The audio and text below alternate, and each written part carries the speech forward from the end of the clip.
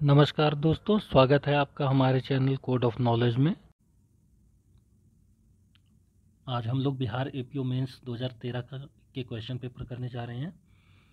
तो ये इसमें भी सिमिलर पैटर्न की तरीके से हैं जैसे 2014 का पेपर करवाया था, ये भी वैसे ही होगा, लेकिन इसमें कुछ सिलेबस चेंज हुआ है क्योंकि पहले इसका एग्ज़ाम जो हुआ करता था उसमें जनरल साइंस का सब्जेक्ट अलग आया करता था, लेकिन अब जो है उसी में ही इन क्लब कर दिया गया है। तो चलिए हम इसको शुरू करते हैं। तो हमारा पहला क्वेश्चन है, give the full form of any 10 of the following. तो इसमें फुल फॉर्म के साथ साथ मैं थोड़ा सा भी इंफॉर्मेशन और भी दूंगा, जिससे कि अगर 2 मार्क्स का भी क्वेश्चन अगर ये आए तो आप उसको इजीली अटेम्प्ट कर सकें। तो इसमें पहला है हमारा सार्क। ये होता है south Asian association for regional corporation. तो इसको फाउंड किया गया था 8 दिसंबर 1985 में, और इसके हेडक्वार्टर जो है काठमांडू नेपाल में है। और इसके मेंबर कंट्रीज़ कौन कौन से हैं? टोटल 8 मेंबर कंट्रीज़ हैं अब तक। Afghanistan, Bangladesh, Bhutan, India, Maldives, Nepal, Pakistan and Sri Lanka. इसके अभी तक 18 जो है मीटिंग्स हो चुकी हैं, लेकिन अभी 19th मीटिंग जो था वो पाकिस्तान में होना था, क्योंकि अब पाकिस्तान और इंडिया के रिलेशन अच्छे नहीं हैं और पाकिस्तान एक टेररिस्ट हब है। इसी वजह से उसको जो है इंडिया ने अटेंड नहीं किया, और इंडिया की वजह से ही बाकी कंट्रियों ने भी अटेंड नहीं किया, तो उसको भी कैंसिल करना पड़ा। तो हमारा नेक्स्ट है नासा। नासा का फुल फॉर्म है national aeronautic and space administration. Headquarter है इसके वाशिंगटन डीसी में, और इसको फाउंड किया गया था 29 जुलाई 1958 में। ONGC, oil and natural gas corporation, इसके हेडक्वार्टर न्यू दिल्ली में है। इसको फाउंड किया गया था 14 अगस्त 1956 में। ओएनजीसी के और भी कई कंट्रीज़ में स्टेक्स हैं जहां से वो इकोनॉमिक एक्टिविटी करता है। नेक्स्ट है UNICEF, United nation international children emergency fund. इसका हेडक्वार्टर न्यूयॉर्क में है। अब इस फुल फॉर्म से इंटरनेशनल और इमरजेंसी शब्द को हटा लिया गया है, तो अब इसका फुल फॉर्म सिर्फ यूनाइटेड नेशन चिल्ड्रन फंड ही रह गया है। इसको फाउंड किया गया था 11 दिसंबर 1946 में। इसका ऑब्जेक्टिव क्या है? इसका ऑब्जेक्टिव ये है कि इंटरनेशनल लेवल पे बच्चों को राइट्स और उनकी ज़रूरतों को पूरा करना, इसलिए इसको बनाया गया था। इसकी पहली गुडविल एम्बेसडर जो बनाई गई थी वो प्रियंका चोपड़ा थी। नेक्स्ट है एडीबी, एशियन डेवलपमेंट बैंक। इसका इस्टेब्लिशमेंट हुआ था 19 दिसंबर 1966 को। इसमें टोटल 68 कंट्रीज़ हैं। इसके हेडक्वार्टर जो है ये फिलीपींस मनीला में है। नेक्स्ट है ASEAN, association of south east Asian nation. इसका हेडक्वार्टर जकार्ता इंडोनेशिया में है। इसको फाउंड किया गया था 8 अगस्त 1967 में। और इसका ऑब्जेक्टिव क्या है? इसका ऑब्जेक्टिव ये है कि एशिया पैसिफिक कंट्रीज़ में स्टेबिलिटी, प्रॉस्पेरिटी, इकोनॉमिक डेवलपमेंट और पीस को बनाए रखना, ये इसका उद्देश्य है। नेक्स्ट है एबीसी वॉरफेयर। एबीसी वॉरफेयर का फुल फॉर्म है atomic, biological and chemical warfare.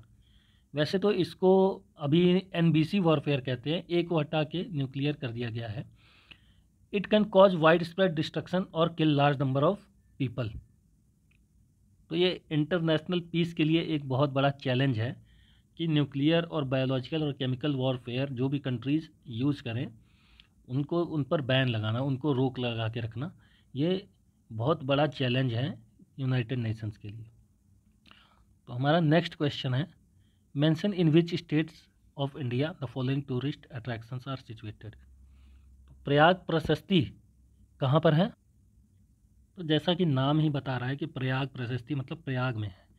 Prayag Uttar Pradesh में जो है। और इसका थोड़ा सा डिस्क्राइब करूं अगर मैं, तो ये गुप्त राजवंश के सम्राट समुद्रगुप्त के दरबारी कवि हरिसेन ने इस रचना का लेख किया था। इस लेख में उन राज्यों का वर्णन है जिन्होंने समुद्रगुप्त से युद्ध किया और हार गए तथा उसके अधीन हो गए। तो ये प्रयाग प्रशस्ति था। भीमबेटका मध्य प्रदेश के रायसेन जिले में स्थित है। यह एक पैलियोलिथिक साइट है। इसका खोज किया था डॉक्टर विष्णु श्रीधर वाकनकर ने। 2003 में इसे वर्ल्ड हेरिटेज साइट यूनेस्को का बनाया गया था। Zero valley is a town and district headquarter of lower Subansiri district and one of the oldest town of Arunachal Pradesh. तो इसको भी अभी टेंटेटिव लिस्ट में डाला गया है। ये भी एक यूनेस्को की वर्ल्ड हेरिटेज साइट में आने की संभावना है इसको, और इसके लिए अरुणाचल प्रदेश की गवर्नमेंट काम भी कर रही है। तो यहाँ पे इसके आसपास में अपतानी ट्राइब के लोग रहते हैं। नेक्स्ट है सेलुलर जेल को काला पानी भी कहते हैं, और ये अंडमान निकोबार में है। यहाँ पर ही विनायक दामोदर सावरकर को भी रखा गया था। तो यहाँ पे जो है प्रिजनर्स को रखा जाता था। जो कॉलोनियल गवर्नमेंट थी वो क्रिमिनल्स को और उनको रखती थी, पॉलिटिकल प्रिजनर्स को। नेक्स्ट है रॉस आइलैंड का नाम अब जो है नेताजी सुभाष चंद्र बोस आइलैंड हो गया है। ये भी अंडमान निकोबार में है। खोनोमा विलेज, तो खोनोमा एक विलेज है नागालैंड के कोहिमा से 20 किलोमीटर दूरी पर। यहाँ पे जो है अंगामी ट्राइब के लोग रहते हैं। नेक्स्ट है महाकाल टेम्पल हम सभी जानते ही हैं। महाकालेश्वर जो मंदिर है ये शिव जी का ज्योतिर्लिंग में आता है, 12 ज्योतिर्लिंगों में से, और ये उज्जैन में है, मध्य प्रदेश में, शिप्रा नदी के किनारे बसा है। नेक्स्ट हम आगे चलते हैं। What are the following places known for? Kaziranga national park जो है आसाम में है और वन हॉर्न राइनोसोरस के लिए फेमस है। 1985 में इसको वर्ल्ड हेरिटेज साइट घोषित किया गया था। नेक्स्ट है हल्दी घाटी का युद्ध हम सबने पढ़ा हुआ है। ये 1576 में हुआ था। तो हल्दी घाटी एक रेंज है राजस्थान में। तो ये जो लड़ाई हुई थी बैटल ऑफ हल्दी घाटी, वहीं से ही इसको फेमस किया गया। महाराणा प्रताप और मान सिंह के बीच में हुई थी। वैसे तो मान सिंह जो थे वो अकबर का वो कर रहे थे, अकबर की तरफ से लड़ रहे थे। तो इसमें महाराणा प्रताप जो थे वो हार गए थे। नेक्स्ट है चूनर या चुनार भी कहते हैं कोई लोग इसको। ये मिर्ज़ापुर उत्तर प्रदेश में है। अब चूनर फोर्ट, ये यहाँ पर एक किला है जो राजा विक्रमादित्य ने बनवाया था अपने भाई के लिए, और इनका भाई का नाम था राजा भर्तृहरि। तो यहाँ पे इस किले में ऐसा माना जाता है कि राजा भर्तृहरि ने महासमाधि ली थी। अब भर्तृहरि की कहानी बहुत ही रोचक है, इसको भी फिर कभी बताएंगे। तो नेक्स्ट है अमरकंटक जो है ये हिल स्टेशन है एक अनूपपुर एमपी में। तो मध्य प्रदेश में एक हिल स्टेशन है, और ये विंध्या रेंज और सतपुरा रेंज का मीटिंग पॉइंट है। यहाँ से ही नर्मदा और सोन नदी निकलती है। नेक्स्ट है खड़गवासला में नेशनल डिफेंस एकेडमी है, और ये पुणे महाराष्ट्र के पास है। और एनडीए को बनाया कब गया था? 7 दिसंबर 1954 को बनाया गया था। अच्छा, इसमें एक छूट गया, सारनाथ उत्तर प्रदेश में है। ये लॉयन कैपिटल ऑफ अशोका जो था, इसको बनाया गया था। अशोका ने इसको लॉयन कैपिटल, मतलब जो हम लोग अभी जो 4 सिंगों का जो हमारा सिंबल है जस्टिस का और पार्लियामेंट का, में जो अभी शेर जो दहाड़ते हुए लगाए गए हैं, वो यही सारनाथ में रखे हुए से इंस्पायर है। और सारनाथ में ही जो है भगवान बुद्ध ने पहली बार प्रवचन दिया था, तो इसलिए सारनाथ फेमस है। नेक्स्ट क्वेश्चन नंबर 4 है, where are the following located? तो इसको हम फटाफट से कर लेते हैं। कोवालम सी बीच जो है वो केरला में है। विवेकानंद रॉक मेमोरियल जो है ये कन्याकुमारी तमिलनाडु में है। इंडियन मिलिट्री एकेडमी देहरादून में है, उत्तराखंड में। Indian police academy Hyderabad Telangana में है, इसको सरदार पटेल पुलिस एकेडमी कहते हैं। वैली ऑफ फ्लावर्स उत्तराखंड में है। द्रास वॉर मेमोरियल, तो द्रास वॉर मेमोरियल को कारगिल वॉर मेमोरियल भी कहते हैं। ये द्रास में है, लद्दाख में। और द्रास को सेकंड कोल्डेस्ट प्लेस अर्थ का कहा जाता है, क्योंकि यहाँ पे टेम्परेचर -30 डिग्री सेल्सियस भी चला जाता है। आर्कियोलॉजिकल सर्वे ऑफ इंडिया, ये न्यू दिल्ली में है। 1861 में इसको बनाया गया था, और इसके पहले डायरेक्टर जो थे अलेक्जेंडर कनिंघम थे। नेक्स्ट क्वेश्चन है हमारा फिल इन द ब्लैंक्स। तो Brahmaputra is a river in Tibet. तो ब्रह्मपुत्रा नदी है, तिब्बत से निकलती है, और ये तिब्बत में इसको सांगपो नदी भी कहते हैं। और जब अरुणाचल प्रदेश में आती है तो इसको दिहांग कहा जाता है, और बांग्लादेश में इसको जमुना नदी कहा जाता है। तो जमुना में जे आता है, तो बांग्लादेश में जमुना कहते हैं। Dam built in Uttarakhand is known as, इसको तहरी डैम कहते हैं। तहरी डैम का जो है बहुत ज़्यादा हम लोगों ने न्यूज़ में सुना था, और इसको जो एक्टिविस्ट थे इन्होंने काफ़ी इस पे काम किया था कि ये डैम ना बन पाए। तो जिनका नाम था सुंदरलाल बहुगुणा, तो इन्होंने काफ़ी आरटीआई भी लगाया और काफ़ी सुप्रीम कोर्ट में, हाई कोर्ट में बहुत सारे पिटिशंस भी डाले। ये एक इन्वायरमेंटल एक्टिविस्ट थे। तो ये चाहते थे कि डैम बने, लेकिन बाकी जो नीचे के लोग रहते हैं उनका डिस्प्लेसमेंट ठीक तरीके से हो, और इन्वायरमेंट पे इसका थोड़ा कम फ़र्क पड़े, उसके लिए ये काम करते थे। अच्छा, एक इंटरेस्टिंग बात यह है कि टेहरी डैम को बनवाने के लिए टेक्निकल और फाइनेंशियल असिस्टेंस जो लिया गया था वो यूएसएसआर से लिया गया था। तो नेक्स्ट हमारा है कर्मनासा। कर्मनासा एक नदी है बिहार में जो कैमूर डिस्ट्रिक्ट में है, और ये गंगा नदी की एक ट्रिब्यूटरी है। नेक्स्ट है ओरिजिन ऑफ गंगोत्री। गंगोत्री का ओरिजिन जो है गौमुख से बताया जाता है। गंगोत्री एक ग्लेशियर है और गौमुख से ये निकलती हैं, और यहाँ से जो है ओरिजिन होता है गंगा रिवर का। भगीरथी जो है वो नीचे जैसे ही आती हैं धरती पे, वैसे ही इनका नाम भगीरथी हो जाता है। तो गंगोत्री ग्लेशियर से गौमुख से निकलती हैं और गंगा रिवर यहाँ का ओरिजिन होता है। Ganga flows through 5 states. Ganga 5 state से बहती हैं। कौन कौन सी? एक तो है उत्तराखंड, हरिद्वार जहाँ हम जाते हैं, उत्तराखंड, यूपी, बिहार, झारखंड, वेस्ट बंगाल। अच्छा, झारखंड में एक बस थोड़ी सी जगह से ही निकलती है, साहिबगंज एक जगह है, वहाँ से ही झारखंड से निकलती है। नेक्स्ट है सुंदरलाल बहुगुणा। तो जैसे मैंने ऊपर बताया ये एक इन्वायरमेंटल एक्टिविस्ट थे। इन्होंने चिपको मूवमेंट का भी जो है स्टार्टिंग किया था, और चिपको मूवमेंट ये अपनी वाइफ से इंस्पायर थे, जो ट्रीज़ से जो है जाके चिपक जाते थे, और जो गवर्नमेंट के लोग होते थे या कोई ऐसे नॉर्मल बड़ा जो है इंडस्ट्रियलिस्ट होता था जो वहाँ पहाड़ों पे इसको डेवलप करते थे ना, इसको साइट बनाते थे, टूरिस्ट साइट बनाते थे, तो पेड़ों को काटा जाता था। तो ये चिपको आंदोलन जाके पेड़ से चिपक जाते थे कि लोग उसको काटे ना। तो ये भी इन्होंने ही स्टार्ट किया था। नेक्स्ट है native place of Subhash Chandra Bose is. तो सुभाष चंद्र बोस जी जो है कटक उड़ीसा में बॉर्न हुए थे, और जब 1897 में ये बॉर्न हुए थे तो ये बंगाल का ही पार्ट माना जाता था। तो अब इसको जो है अलग किया गया था 1912 में,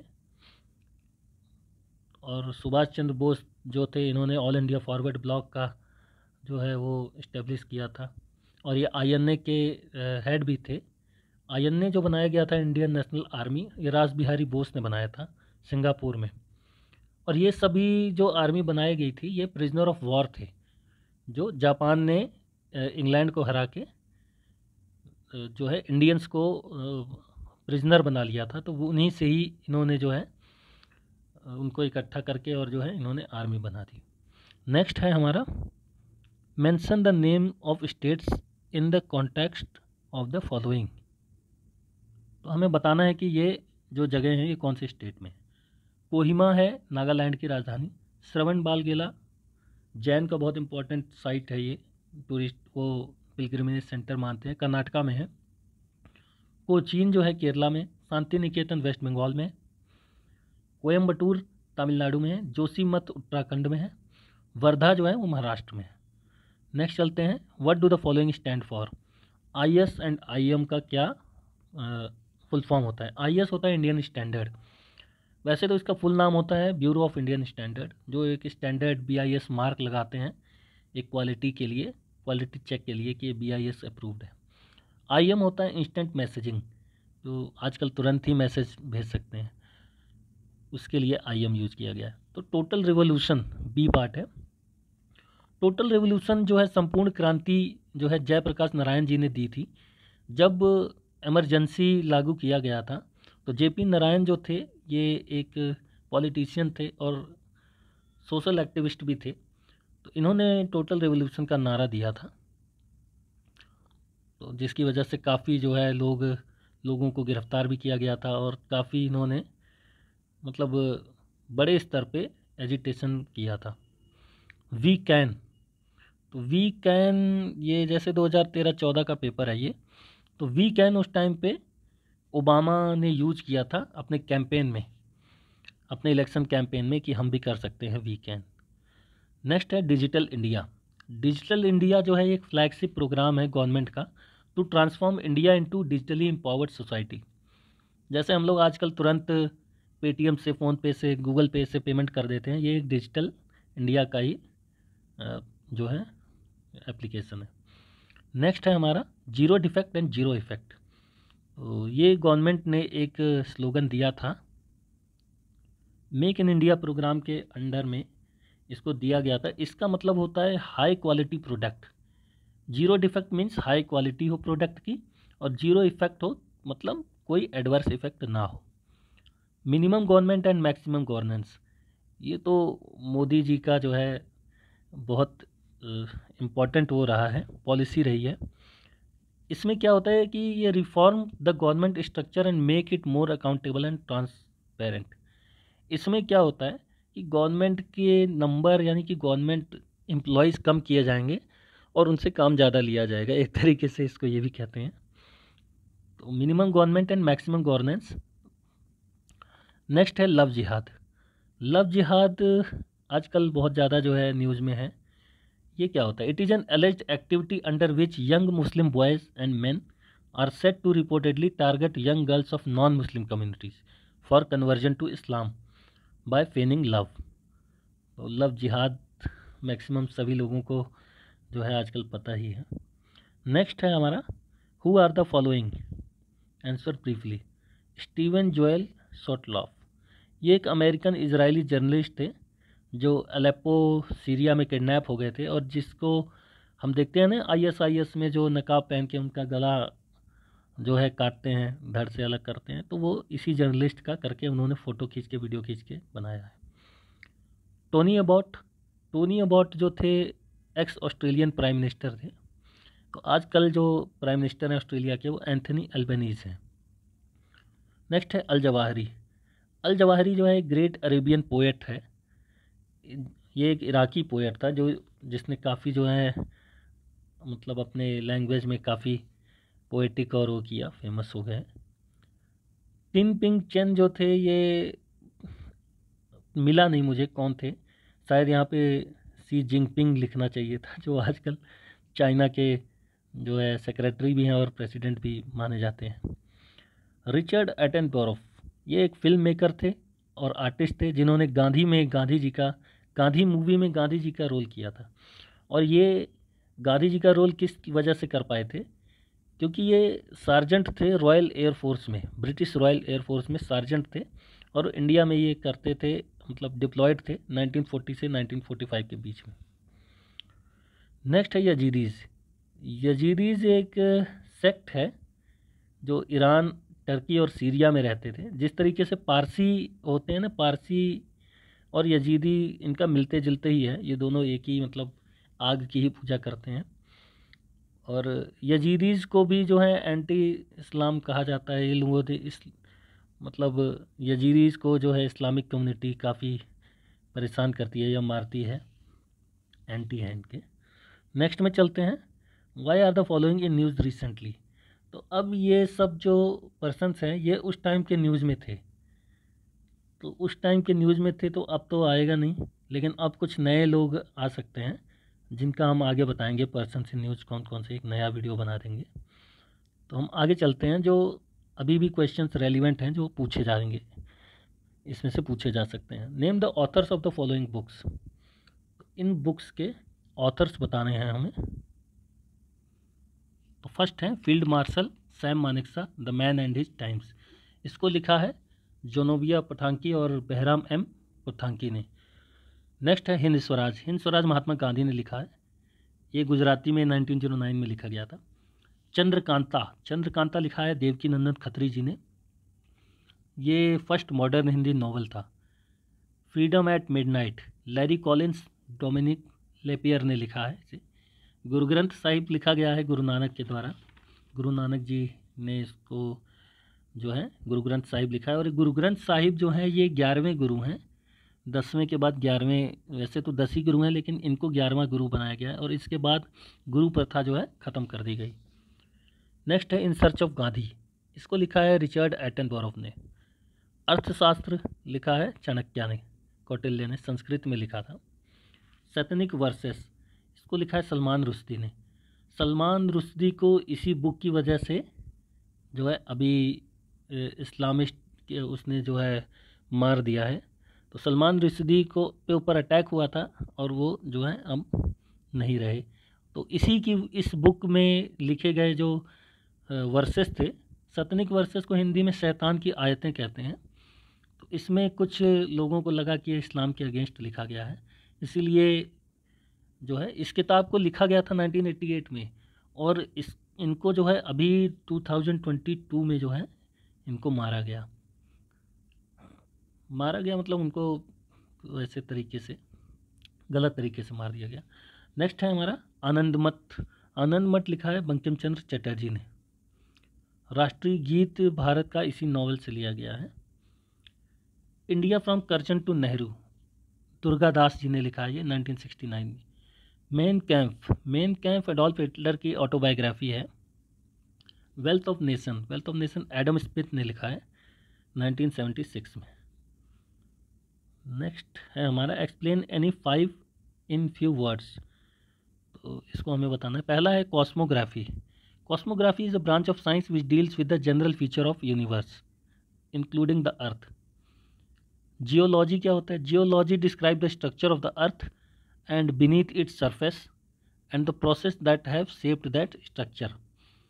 धरती कैसे बनी और कैसे इसका स्ट्रक्चर आया और सरफेस के नीचे क्या है, ये जियोलॉजी में पढ़ते हैं। सीस्मोलॉजी क्या होता है? Seismology is the study of earthquake and seismic waves that move through around the earth. Ecology is the study of relationship between living organism including humans and their physical environment. तो कैसे लोग रहते हैं biosphere में, ये जो है ecology में पढ़ाया जाता है। Cartography the art of process of drawing और making maps. Meteorology is the science dealing with the atmosphere and its phenomena including both weather and climate. Hydrology is the study of distribution and movement of water both on and below the earth surface. तो इसको hydrology यानी पानी को studies को पढ़ने का, जो अर्थ पे कैसे रहता है इसको कहते हैं। नेक्स्ट है हमारा 8 September is celebrated as what. 8 सितंबर को इंटरनेशनल लिटरेसी डे मनाया जाता है। Who was the first governor general of independent India? तो ये थे C Rajagopalachari. Who was the first vice president of India? Sarvepalli Radhakrishnan ji थे। Who was the first women selected for the IPS? Kiran Bedi ji थी। Who is known as the Indian Napoleon? तो समुद्रगुप्त को Indian Napoleon कहा गया है। पेन नेम ऑफ लोकमान्य जो थे, लोकमान्य बाल गंगाधर तिलक जी के लिए यूज किया गया था। देश बंधु किसको कहते थे? देश बंधु जो थे चित्तरंजन दास को कहते थे। अच्छा, इनके साथ एक दीन बंधु भी एक पर्सन को कहते थे। आप लोग बताइए दीन बंधु किसको कहते थे। नेक्स्ट है हमारा गवर्नर्स। तो हमें गवर्नर बताने हैं इन स्टेट्स के। वैसे तो गवर्नर का एक शॉर्ट वीडियो हमने उसमें अपलोड किया हुआ है, आप लोग वहाँ पे देख भी सकते हैं कि कौन कौन से गवर्नर सारे स्टेट्स के वहाँ पे कवर किए हुए हैं। फिर भी मैं यहाँ पे बता देता हूँ। तो केरला के गवर्नर हैं अभी आरिफ मोहम्मद खान। गोवा के हैं PS श्रीधरन पिल्लई। राजस्थान के कलराज मिश्र हैं। महाराष्ट्र भगत सिंह कोश्यारी। अरुणाचल प्रदेश के ब्रिगेडियर BD मिश्रा जी हैं। तो नेक्स्ट हम आगे चलते हैं। Right short notes on any 2 of the following. पहला है directive principle of state policy. तो DPSP क्या होता है? DPSP को हमने इंडिया ने बोरो किया है आयरलैंड कॉन्स्टिट्यूशन से। ये गाइडलाइंस है गवर्नमेंट को जो है दी गई हैं, गवर्नमेंट के लिए बनाई गई हैं, जिससे कि वो गवर्नमेंट अच्छे से कंट्री को गवर्न कर सके। तो they are not enforceable by any court, लेकिन इसमें जो प्रिंसिपल्स ले डाउन किए गए हैं वो फंडामेंटल है इस कंट्री को गवर्न करने के लिए। इसका आर्टिकल जो है 36 से 51 तक होता है और इसको 4 पार्ट्स में डिवाइड किया गया है। इसके 4 पार्ट्स हैं, इकोनॉमिक एंड सोशल प्रिंसिपल्स हैं, सेकंड पे है guardian principle, third principle and policy relating to international peace and security, और चौथा जो है वो फोर्थ मिसलेनियस है। तो डीपीएसपी और फंडामेंटल राइट के बीच में जो है बैलेंस बना के चलना है। ये हमें कौन से केस में कहा गया था? ये मिनर्वा मिल्स केस में कहा गया था। नेक्स्ट हम आगे देखते हैं fundamental duties in Indian constitution. तो फंडामेंटल ड्यूटीज़ जो है ये 1976 में ऐड किया गया था 51 कैपिटल ए में, और इसमें 11 पॉइंट्स हैं, 11 ड्यूटीज़ हैं जो सारे सिटीजन को फॉलो करनी चाहिए।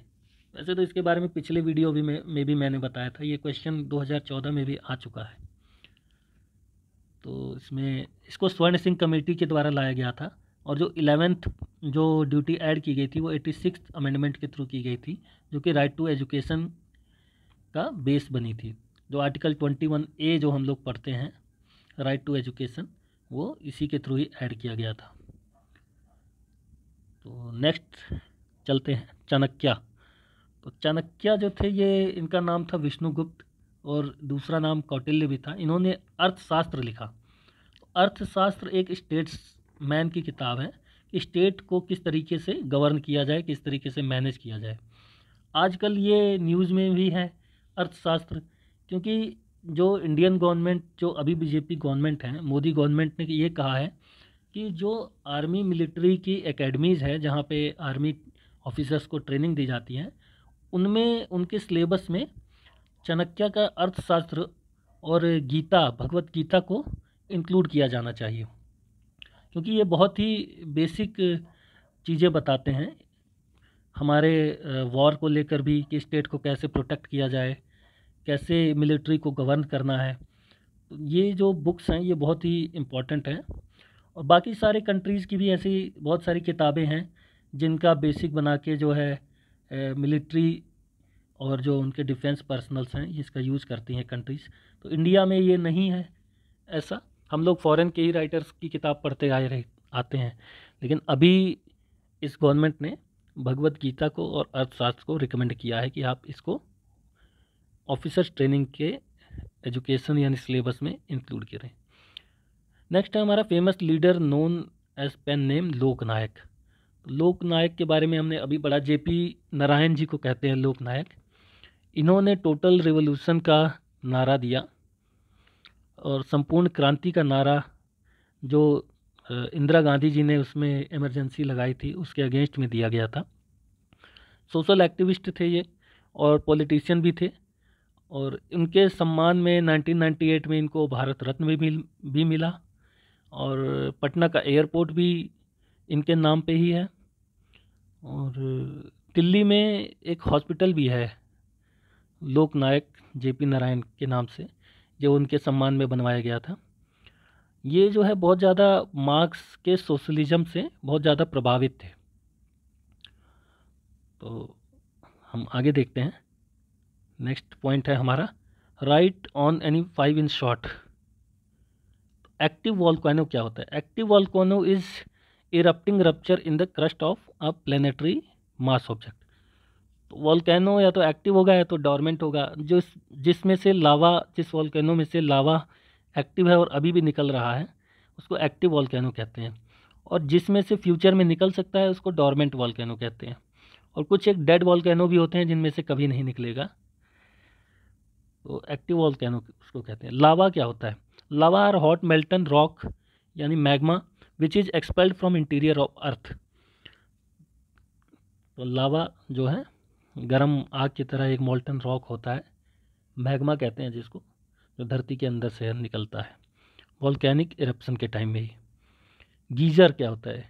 गीजर वही गर्म पानी से नहाने वाला जो इंस्ट्रूमेंट है, तो उसी से ही रिलेटेड है ये। Geyser erupt water and steam rather than rock and ash comes out of volcano। तो कहीं कहीं पर क्या होता है, वॉल्केनो वाली जगह के आसपास ही गीजर होते हैं। तो गीजर क्या होते हैं कि मान लीजिए धरती के नीचे कुछ वाटर और उसका भी जो है वाटर है वो वहाँ से निकलता है, वॉल्केनो की गर्मी की वजह से एकदम गर्म पानी धरती के अंदर से जैसे ऊपर से निकलता है, तो उसको गीजर कहते हैं। अच्छा, एक हॉट स्प्रिंग भी होता है। गीजर और हॉट स्प्रिंग में थोड़ा सा ही फ़र्क है। तो हॉट स्प्रिंग होता है वो इतना गर्म नहीं होता और उसके लिए ज़रूरी नहीं है कि वो वॉल्केनो के आसपास ही हो। लेकिन गीजर के लिए क्या है कि गीजर एक बहुत ज़्यादा जो है हॉट वाटर होता है, मतलब बॉइलिंग वाटर होता है, बहुत ज़्यादा गर्म होता है और इसके साथ साथ स्टीम भी आता है। और ये वॉल्केनो के आसपास ही होगा क्योंकि इतना टेम्परेचर जो है पानी को इतना गर्म कर देता है जिसकी वजह से वो गीजर हो जाता है। हॉट स्प्रिंग तो कहीं भी हो सकता है, इतना पानी गर्म नहीं होता है। नेचुरल लेक्स, तो नेचुरल लेक्स होता है formed as a result of rain water and dry up throughout summer. तो ये नेचुरली बनता है, जो जो लेक नेचुरल बनते हैं, मतलब बिना किसी आर्टिफिशियल से, उसको नेचुरल लेक कहते हैं। और ये इंडिया में डल लेक है, वुलर झील है, सांबर लेक है, ये सब नेचुरल लेक के कैटेगरी में आते हैं। नेक्स्ट है वॉल्केनो प्लग। तो वॉल्केनो प्लग ये होता है जैसे कभी कभी वॉल्केनो निकल रहा होता है, अंदर से लावा बहुत धीरे स्पीड से निकलता है। तो ये क्या होता है, मान लीजिए ये एक वॉल्केनो है, ऐसे ही बना दे रहा हूँ मैं। तो वॉल्केनो प्लग जो होता है यहाँ नेक पे होता है, यहाँ पे कुछ रॉक होते हैं, कुछ चीज़ें यहाँ पे हार्ड होके जम जाती हैं और जो लावा है वो नीचे से ऐसे ऊपर की तरफ निकलता रहता है। तो क्या होता है कि यहाँ पे उसके जमने की वजह से नीचे से बहुत ज़्यादा फोर्स लगता है इस हार्ड सब्सटेंस के ऊपर, जो जमा हुआ जो पपड़ी है इसके ऊपर, तो बहुत ज़्यादा फोर्स लगता है, तो ये एक्सप्लोजन की तरह निकलता है। तो वॉल्केनो प्लग जो है, वॉल्केनो नेक पे जमा हुआ एक हार्ड सब्सटेंस है जो नीचे से लावा को निकलने नहीं देता है और बहुत ज़्यादा प्रेशर एक्सर्ट करता है ये लावा नीचे से ऊपर जाने में। और वो एक टाइम पे इतना ज़्यादा प्रेशर बन जाता है यहाँ नेक पे कि वो उसको ऊपर की तरफ ढकेल देता है और वो एक्सप्लोजन हो जाता है। नेक्स्ट है tribes which inhabit the region of Chota Nagpur in India. तो छोटा नागपुर प्लेटू आजकल जो है ये झारखंड के आसपास है, झारखंड, कुछ पार्ट उड़ीसा का, बिहार का सदर्न पार्ट, ये छोटा नागपुर के आसपास के रीजन।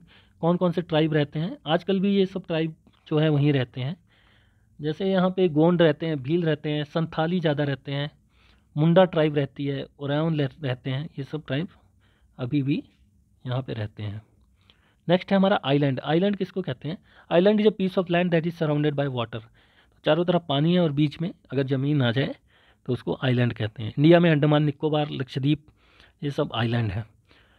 नेक्स्ट हम चलते हैं, right in brief about the following. तो इन लोगों इन पॉइंट्स को हमें छोटे से उसमें समझाना है। 10 मार्क्स का है तो मुझे लग रहा है 2 मार्क्स के हैं ये सब, तो छोटा छोटा बता देता हूँ। ग्रॉस डोमेस्टिक प्रोडक्ट क्या होता है? जीडीपी इज टोटल मॉनेटरी और market value of all the finished goods and services produced with in a country border in a specific period of time. Total monetary value, जितना भी जो है monetary से related जो है प्रोड्यूस किया गया या सर्विस दी गई एक कंट्री में एक स्पेसिफिक बॉर्डर के अंदर और एक स्पेसिफिक टाइम पीरियड में। स्पेसिफिक टाइम पीरियड ज़्यादातर एनुअली ही रहता है, साल भर का ही देखते हैं। तो जैसे इंडिया की जीडीपी निकाली जाती है, तो इंडिया की जीडीपी का मतलब इंडिया की मार्केट वैल्यू कितनी है, कितना मॉनेटरी उसमें काम किया गया है। नेक्स्ट है हमारा एग्रीकल्चर प्राइस कमीशन। तो ये नाम से ही पता लग रहा है कि ये कमीशन एग्रीकल्चर की पैदावार की प्राइस को जो है उसको तय करता है, फिक्स करता है, यानी कि एमएसपी जो है उसको फिक्स करता है। ये जो है ये भी इसमें जो है इंश्योर करता है कि फार्मर्स और जो कल्टीवेटर्स हैं ये ठीक तरीके से रिसोर्सेज का यूज करें और प्रोडक्टिविटी को इंक्रीज करें। तो एमएसपी को रेगुलेट करता है ये। ट्रेड साइकिल क्या होता है? Trade cycle are cyclical fluctuations of an economy.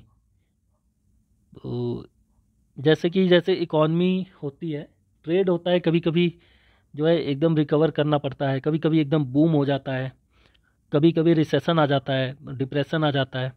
तो ये एक साइकिल है जो ट्रेड के थ्रू, जैसे मार्केट में क्या होता है, कभी कभी डिमांड ज़्यादा हो जाता है और सप्लाई कम होता है, तो उसकी वजह से जो इकॉनमी में फ्लक्चुएशन आती है। तो इसमें जैसे ये चार तरीके के, चार चीज़ें हो ही सकती हैं मार्केट में। या तो रिकवरी होगी, जैसे कोई सामान, कोई इकॉनमी गिर गई है, कम हो गई है, उसके अंदर प्रोडक्शन जीडीपी कम हो गया, तो उसको रिकवर करते हैं धीरे धीरे। कभी कभी मार्केट एकदम बूम कर जाता है, बहुत ज़्यादा डिमांड की आ जाता है, तो मार्केट बूम हो जाता है। रिसेशन मतलब बहुत मंदी का दौर आ जाता है, एकदम स्लो हो जाता है मार्केट, अनएम्प्लॉयमेंट इसमें जो है बहुत ज़्यादा हो जाता है रिसेशन में। डिप्रेशन एक स्टेप और नीचे अगर हम चले जाएं रिसेशन से, तो उसमें और भी हालत ख़राब हो जाती है। नेक्स्ट है हमारा डिबेंचर। डिबेंचर क्या होता है? A long term loan that a corporate और government raises from the public for capital requirement. तो ये भी एक लोन होता है, एक लॉन्ग टर्म लोन होता है। लेकिन इसमें और नॉर्मल लोन में, बैंक वाले लोन में क्या फ़र्क होता है? ये लोन जो है ये सिर्फ़ और सिर्फ ट्रस्ट पे दिया जाता है। जैसे हम लोग जानते हैं कि अगर कोई बैंक डिबेंचर निकाले या कोई गवर्नमेंट निकाले, कि इंडियन गवर्नमेंट अगर हमें डिबेंचर दे रहा है, जैसे मान लीजिए आपके पास बहुत सारा पैसा है और गवर्नमेंट को वो पैसा चाहिए, तो गवर्नमेंट अपना डिबेंचर जो है एक तरीके का सर्टिफिकेट ऑफ डेट है, डेट सर्टिफिकेट है, जो आपको देगी और आपसे पैसा लेगी, और आपको जो है ये गवर्नमेंट पे ट्रस्ट रहेगा कि हाँ ये पैसा हमें वापस मिल जाएगा विद इंटरेस्ट। तो डिबेंचर इसको कहते हैं। इन्फ्लेशन क्या होता है? इन्फ्लेशन होता है राइज इन प्राइस। तो आम सामान चीज़ों का, जो सब्जी है, जो बेसिक चीज़ें हैं, अगर इनका दाम बढ़ जाए तो उसको इन्फ्लेशन कहते हैं।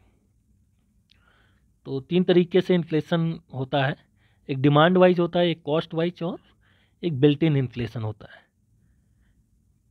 तो किसी भी चीज़ का प्राइस जो है कब बढ़ेगा? जब डिमांड उसका बढ़ जाए, जब या किसी चीज़ का कॉस्ट बढ़ जाए, प्रोडक्शन कॉस्ट बढ़ जाए, तो उसमें इन्फ्लेशन बढ़ जाता है। नेक्स्ट है हमारा इबोला कर्फ्यू। तो इबोला एक वायरस डिजीज़ आया था बीच में, उस टाइम पे ज़्यादा प्रेवलेंट था ये। तो वहाँ पे कई कंट्रीज़ में इबोला की वजह से कर्फ्यू लग गया था, तो उसको इबोला कर्फ्यू कहा गया। आजकल कर्फ्यू लगता लगता है वायरस की वजह से, चाइना के वायरस की वजह से। तो हम नेक्स्ट देखते हैं क्योटो प्रोटोकॉल। तो क्योटो प्रोटोकॉल एक United nation framework convention on climate change था। ये, इसका मेन एम था ग्रीन हाउस गैसेस को रिड्यूस करना। तो इसकी मीटिंग हुई थी 11 दिसंबर 1997 को क्योटो शहर में। क्योटो सिटी एक सिटी है जापान में। तो इसमें ये 6 तरीके के ग्रीन हाउसेस को टारगेट किया गया था कि इनको हम कम करेंगे। ये 6 हैं हमारे: carbon dioxide, methane, nitrous oxide, hydrofluorocarbon, perfluorocarbon या सल्फर, SF6। और नेक्स्ट हम आगे बढ़ते हैं, क्वेश्चन नंबर 17 है, व्हाट इज़ बजट डेफिसिट। तो बजट डेफिसिट क्या होता है? When expenses exceed revenue and can indicate the financial health of a country. तो जब किसी कंट्री का बजट जो है कम हो और उसके एक्सपेंसेस जो है खर्चा ज़्यादा हो जाए और बजट कम हो, तो वो बजट डेफिसिट हो जाता है। ये किस वजह से होता है? जब गवर्नमेंट टैक्स कम वसूलती है लोगों से और ख़र्चा ज़्यादा करती है। तो इसी वजह से जैसे कई कंट्रीज जो हैं उसमें चली गई हैं, उनका इकोनॉमिक जो है बजट डेफिसिट बहुत ज़्यादा हो गया, जैसे पाकिस्तान का, श्रीलंका का। इन्होंने क्या किया? टैक्स कम वसूला, अपने लोगों को टैक्स फ्री दे दिया और एक्सपेंड ज़्यादा किया प्रोजेक्ट्स पे, इसीलिए इन देशों की हालत जो है वो ख़राब हो गई है। इसका रिजल्ट क्या होता है बजट डेफिसिट का? बजट डेफिसिट का रिजल्ट होता है गवर्नमेंट डेट। गवर्नमेंट के ऊपर जो कर्जा है ये बढ़ता जाता है और उस कर्जे की वजह से इंटरेस्ट भी बढ़ता रहता है। नेक्स्ट है हमारा the word bull and bear are used in economy in what context. तो बुल एंड बियर एक स्टॉक मार्केट की टर्म्स हैं। बुल मतलब क्या होता है? Bull occurs when securities on rise. अगर स्टॉक शेयर मार्केट जो है, स्टॉक मार्केट नहीं, शेयर मार्केट के टर्म्स हैं bull and bear. Share market में अगर शेयर्स की वैल्यू बढ़ती जा रही है, हाई होती जा रही है, तो वो बुल मार्केट हो जाएगा, उसको बुल कहेंगे। और अगर शेयर्स की वैल्यू डाउन होती जा रही है, तो उसको बियर कहेंगे। नेक्स्ट क्वेश्चन हमारा, who is responsible for the calculation of national income in India. National income को कैलकुलेट करते हैं सेंट्रल स्टैटिस्टिक्स ऑफिस, ये इसको कैलकुलेट करता है। नेक्स्ट है हमारा इंटेलेक्चुअल प्रॉपर्टी राइट्स क्या होता है। Intellectual property rights are legal right given to inventor और creator to protect his invention और creation for a certain period of time. तो इसके अंदर बहुत सारे राइट्स आते हैं, जैसे कॉपी राइट हो गया, पेटेंट राइट हो गया, डिजाइंस के राइट होते हैं, फार्मर्स राइट होते हैं, तो ये सब इंटेलेक्चुअल प्रॉपर्टी राइट्स में आते हैं। नेक्स्ट है हमारा, what do you understand by balance of payment. तो बैलेंस ऑफ पेमेंट एक तरीके का सिस्टमेटिक रिकॉर्ड होता है सारी इकोनॉमिक ट्रांजैक्शन का, किसी कंट्री का सिस्टमेटिक रिकॉर्ड उसके इकोनॉमिक ट्रांजैक्शन का। इसको मतलब कितना पैसा जो है इंडिया में इन्वेस्ट किया गया, कितना बाहर की तरफ खर्चा किया गया, कितना पैसा लोगों ने बाहर से भेजा इंडिया में, तो ये इसका एक रिकॉर्ड जो है रखा जाता है। ज़्यादातर ट्रेड की वजह से जो है इसको मेंटेन किया जाता है, मैक्सिमम पोर्शन इसमें ट्रेड का ही आता है। तो बैलेंस ऑफ ट्रेड जो है इसको करना बहुत ज़रूरी होता है, क्योंकि जैसे हम लोग देखते ही हैं कि हम लोग हमेशा ट्रेड डेफिसिट में चलते हैं चाइना से। तो ट्रेड डेफिसिट का मतलब ये है कि हम लोग इंपोर्ट ज़्यादा कर रहे हैं और एक्सपोर्ट कम कर रहे हैं, जबकि हमें उल्टा करना चाहिए, हमें एक्सपोर्ट ज़्यादा करना है और इंपोर्ट कम करना है, तब हमारा मार्केट और जो है बैलेंस बना रहेगा। तो इंपोर्ट एक्सपोर्ट को बैलेंस करना ही यही जो है मार्केट स्ट्रेटजी होनी चाहिए। नेक्स्ट है हमारा, what is understood by the term buyers market. तो बायर्स मार्केट एक तरीके का ऐसा इकोनॉमिक सिचुएशन होता है जिसमें बायर के पास, कंज्यूमर के पास बहुत सारे ऑप्शंस अवेलेबल होते हैं, कि जैसे कि अभी हम लोग जाते हैं मार्केट में तो कई तरीके के सेल फोन्स आते हैं, मोबाइल फ़ोन आ गए हैं, तो ये हम लोगों का बायर्स का मार्केट हो गया, जहाँ पे क्या होता है कि when supply exceeds the demand, तो जब सप्लाई ज़्यादा होगा तो बायर्स के पास ऑप्शन बहुत ज़्यादा होगा, और बहुत ज़्यादा ऑप्शन की वजह से वो अपने हिसाब से लो प्राइसेस पर भी अपने चीज़ों को, वो अपनी डिमांड को पूरा कर सकता है। यहाँ पे बायर्स को एडवांटेज होता है। ऐसे ही सेलर्स मार्केट भी होता है, जहाँ पे सेलर्स को बेनिफिट होता है। नेक्स्ट हमारा, where is the Indian agriculture research institute. तो IARI या ICAR, ये जो है न्यू दिल्ली में इसके हैं हेडक्वार्टर। तो ये एग्रीकल्चर पर रिसर्च करता है। Why are the recent excavation in Jaunpur in news.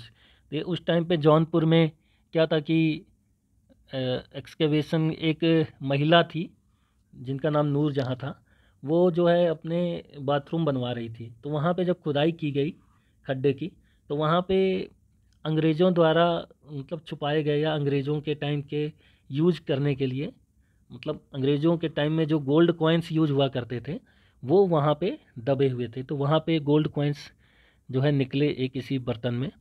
तो उन्होंने क्या किया, नूरजहाँ ने जो है ये सारे गोल्ड कॉइन्स अपने पास रख लिए और गवर्नमेंट को नहीं बताया। एक हफ्ते बाद गवर्नमेंट को पता लगा कि यहाँ पे अंग्रेज़ों के ज़माने के सिक्के निकले हैं, तो वहाँ इसीलिए वहाँ पे ये न्यूज़ में उस टाइम आया था। नेक्स्ट हमारा, why was the word Rajmahal in news. तो राजमहल जो है हिल्स हैं, hills are located in Santhal Pargana division of Jharkhand. तो यहाँ पे उस टाइम पे जो है प्लांट फॉसिल निकला था, जो कि 68 से लेके 145 मिलियन ईयर्स पुराना था। अब सोचिए बहुत ज़्यादा पुराना जो है फॉसिल फ्यूल मिला है यहाँ पे। तो 1 मिलियन में 10 लाख होते हैं, 1 मिलियन मीन्स 10 लैक्स। तो यहाँ 68 to 145 मिलियन इतना पुराना जो है फॉसिल मिला था।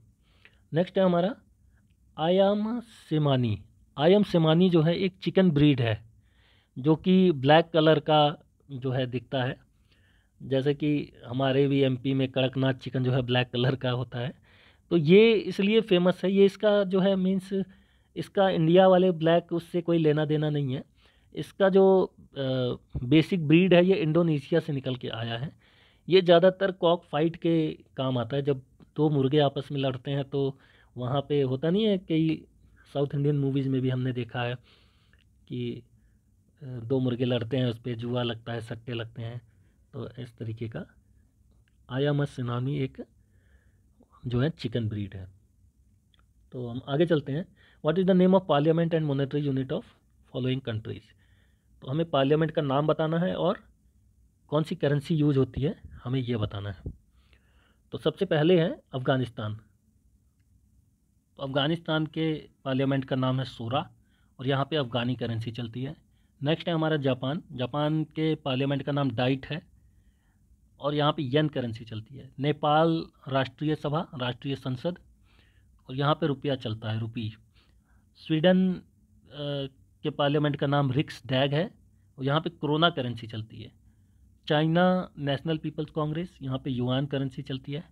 कनाडा पार्लियामेंट डू कनाडा, यहाँ पे डॉलर चलता है, कैनेडियन डॉलर। और इजिप्ट में जो है पीपल्स असेंबली है और यहाँ पे पाउंड चलता है। तो नेक्स्ट है हमारा 19 और ये मेरे ख्याल लास्ट क्वेश्चन है। तो नेक्स्ट क्वेश्चन, लास्ट क्वेश्चन हम कर लेते हैं। Write about the following in one sentence. Why is date 26 November 2008 important for India. तो इस दिन जो है मुंबई अटैक हुआ था, कसाब वाला इंसिडेंट जो था वो इसी दिन हुआ था। नेक्स्ट है हमारा INS कमरोटा। INS कमरोटा जो है एक एंटी सबमरीन है, एंटी सबमरीन शिप है, तो सबमरीन को भी डिटेक्ट करके अटैक कर सकती है इंडिया के पास। तो what are the two important events of Indo Pak relation during 1999। तो 1999 में जो है कारगिल की फ़ाइट हुआ था और दूसरा अटल बिहारी वाजपेयी जी नवाज शरीफ से मिलने लाहौर में गए थे। तो उन्होंने जो है काफ़ी कोशिश किया कि इंडिया पाकिस्तान रिलेशन ठीक हो जाए। बस वगैरह का भी कुछ था इसमें कि बस भी चलाई जाएगी ऐसे कुछ, लेकिन जो है इंडिया ने जो है टेररिस्ट लोगों के साथ, टेररिस्ट की वजह से, पाकिस्तान की वजह से जो है कॉम्प्रोमाइज़ नहीं किया, अच्छे रिलेशन नहीं बनाए। नेक्स्ट है हमारा why was the name of the famous athlete PT Usha in news recently. तो इस टाइम पे PT उषा जो है राज्यसभा में नॉमिनेट की गई हैं। तो राज्यसभा की MP हैं, ये मेंबर ऑफ पार्लियामेंट बन गई हैं। जो नॉमिनेशन के थ्रू जाते हैं उसके थ्रू इस गवर्नमेंट ने, मोदी गवर्नमेंट ने PT उषा जी को MP बनाया है। Who is BKS Iyengar. BKS Iyengar जो हैं ये योगा टीचर थे। इनको 2014 में पद्म विभूषण मिला था, इसीलिए ये फेमस थे, वहाँ पे न्यूज़ में थे। तो ये हमारा GS का पेपर था। तो आगे भी ऐसे ही पेपर आएंगे। तो ठीक, तब तक फिर जय हिंद, जय भारत, थैंक यू।